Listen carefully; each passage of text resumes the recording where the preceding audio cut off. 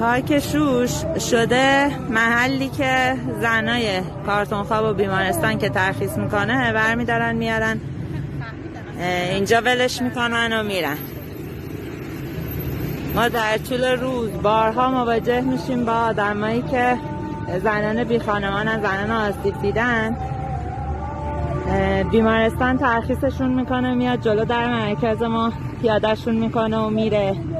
بعد میگه برو زنگ بزن بیان ببرنت. بعد مردم محل رو طرف میفرسته میاد ما رو صدا میکنه که ما بیایم ببریمش توی خوابگاه. از بیمارستان لقمان آوردنت اینجا تو پارک شوش پیادت کردن با ماشین بیمارستان؟ با تاکسی از بیمارستان فرستادنت اینجا. دستشون درد نکنه.